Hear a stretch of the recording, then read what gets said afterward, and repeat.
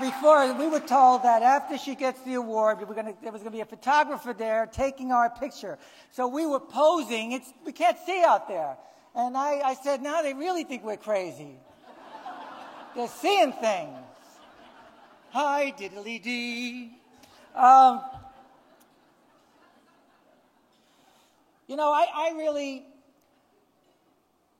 if they were able to find a pill to take all of this, what has designed me away, I wouldn't take it because I'm proud of being crazy. It's been great for me. I never thought I'd be able to have the life that I have because I know how to regulate my sanity on a daily basis.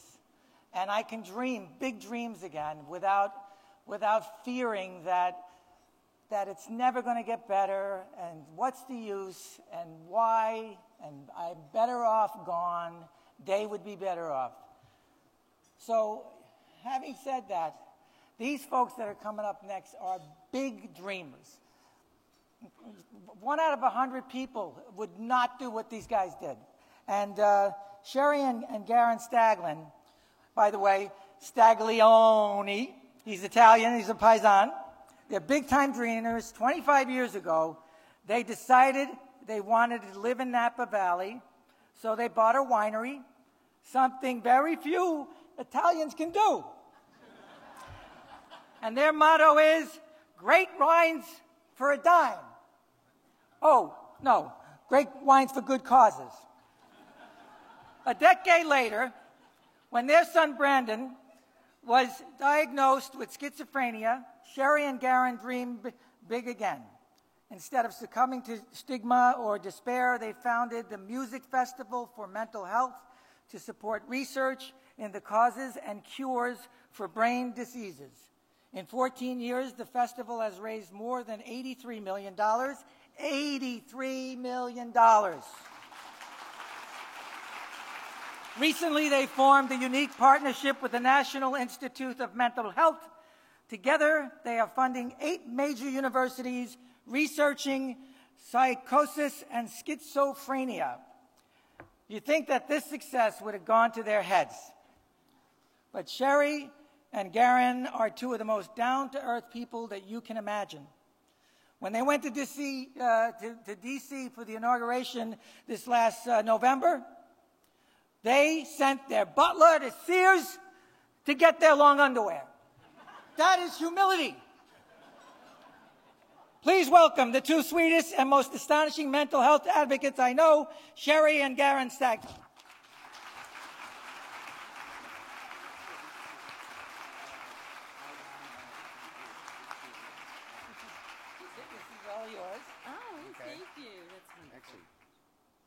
That's beautiful. This is Garen told me not to get fingerprints on that, so. That's good. Thanks. Well, Garen and Brandon and I want to thank all of you who are here and for the incredible energy that's in this room, that we can all blossom from each other's energy and go out and preach the word and, get more people signed up to help us with mental health. So thank you to all of you for making this beautiful occasion with all of your energy. And we feel very fortunate to be here. In 1990, Brandon, who was our golden boy, he was brilliant. He was a great athlete. He was handsome. And all of a sudden, this bolt hit from out of the blue. He had a sudden onset of acute schizophrenia. So it was, to us, almost as though he was normal one day and the next day he wasn't even there. He wasn't the same person.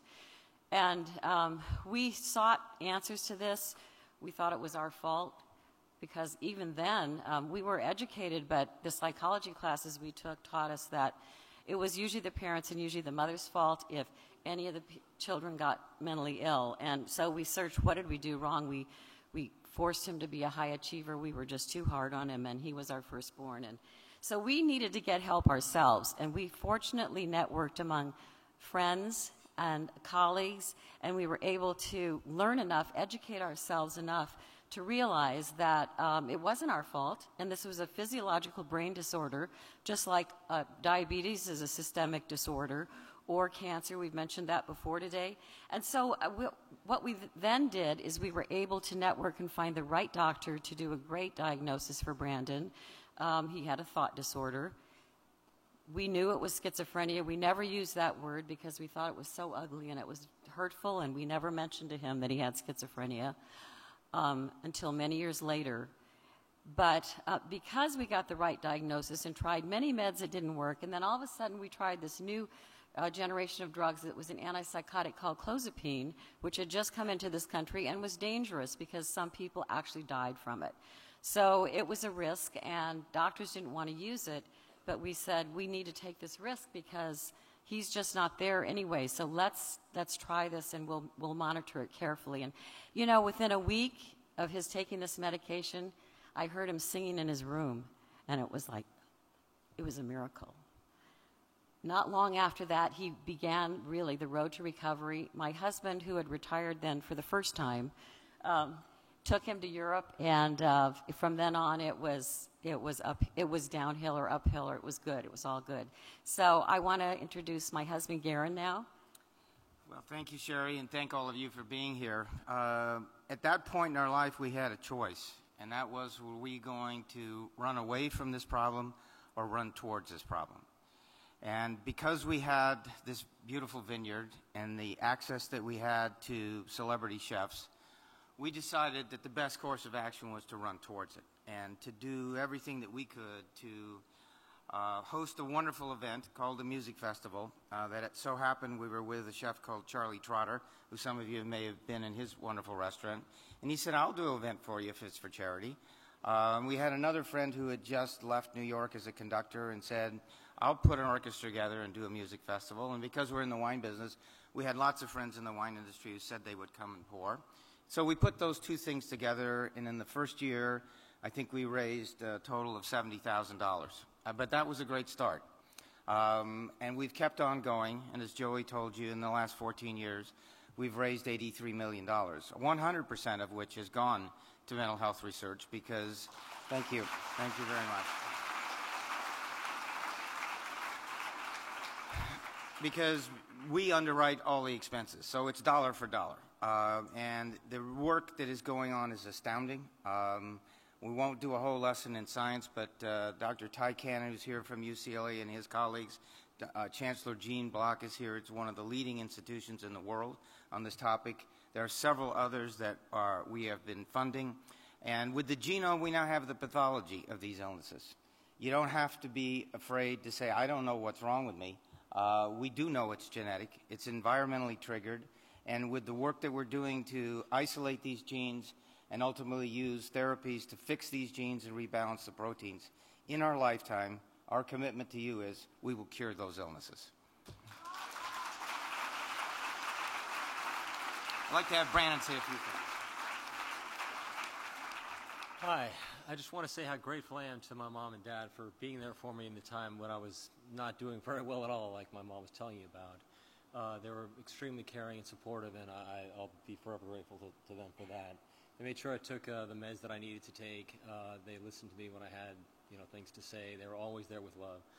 And it's thanks to that, in large part, that I've been able to get a lot better and lead now a happy life.